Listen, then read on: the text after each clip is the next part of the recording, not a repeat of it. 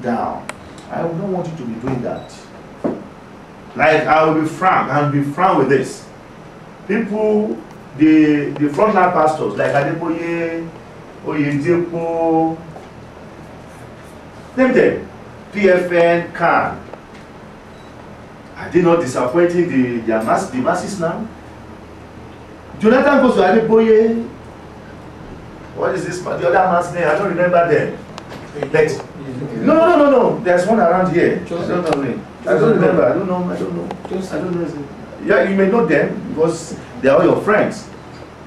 You know, politicians have corrupt all church leaders. And they are not saying the truth. They are not saying the truth. And other big pastors. We know that the economy is bad. Things are not going right. Why can't they face them first just for the first time and say, be bold enough? I tell them the truth. See, President, this is what you are doing that is wrong. This is what you are doing that is bad. Why can't you change from this bad and do this?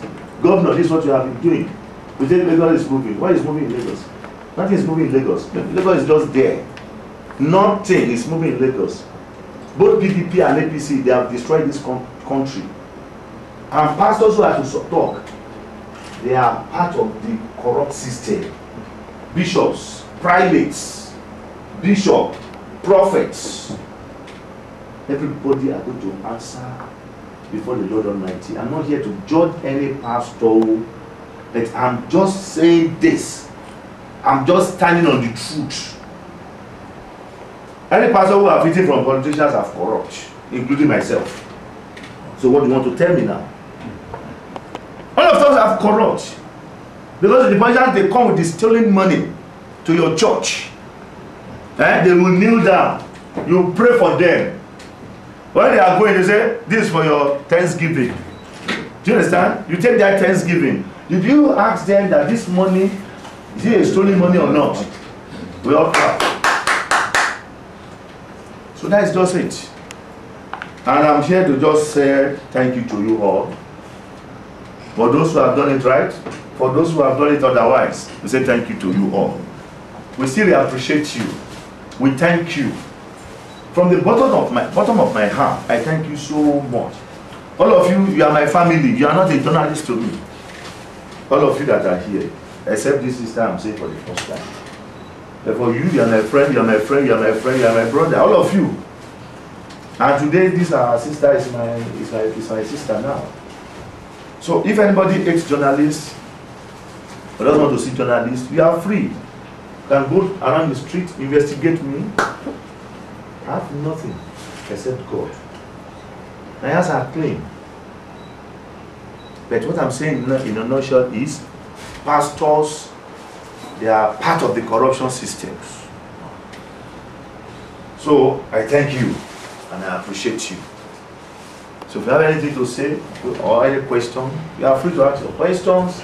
If you don't have your questions, I want to ask you one question. Then we'll land it off. Yeah. So when you said pastors are part of the corrupt people, what do you think is the way out there?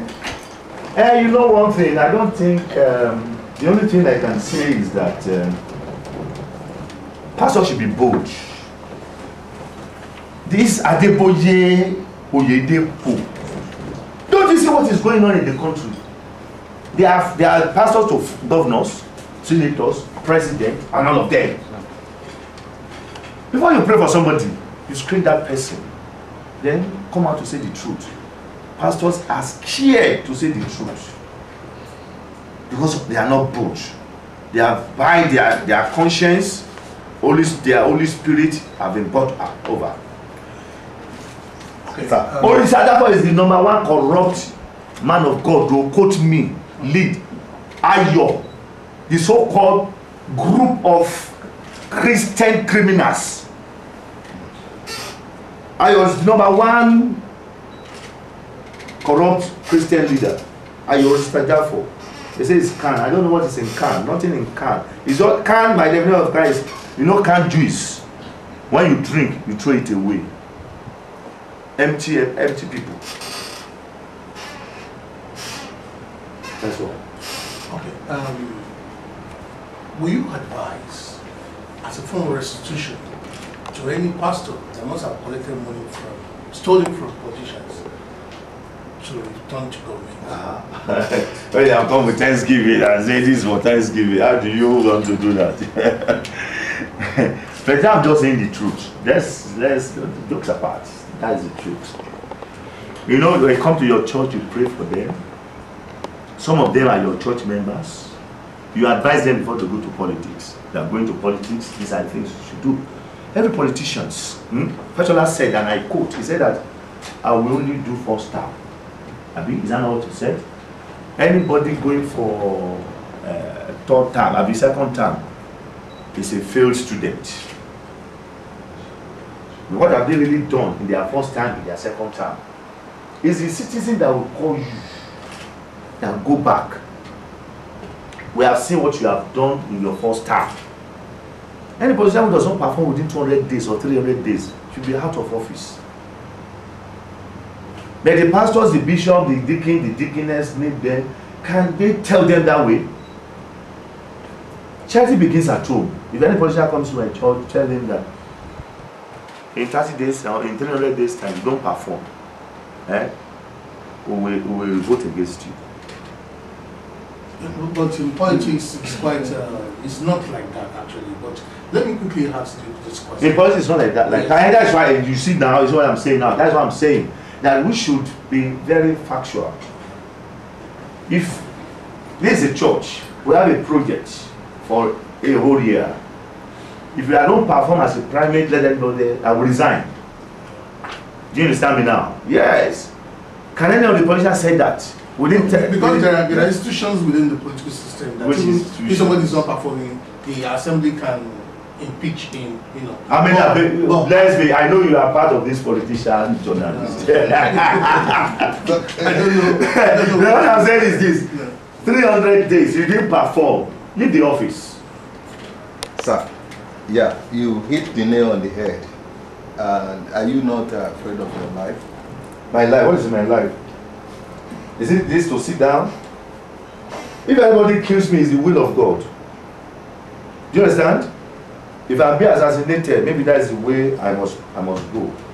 During that Bashar regime, we stood our feet and we say the truth. Well, one of the prophets in this country who says, this you are doing is wrong. We are talking about democracy. Let anything happen. If it's the will of God, let it be so. I'm not afraid.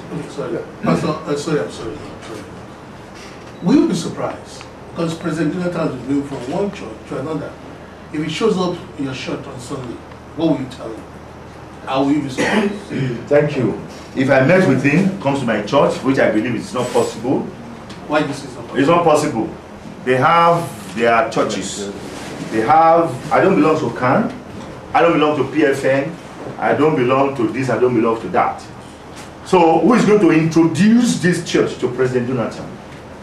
If they introduce it to him, the cabal in the system will say, don't go to that man, no.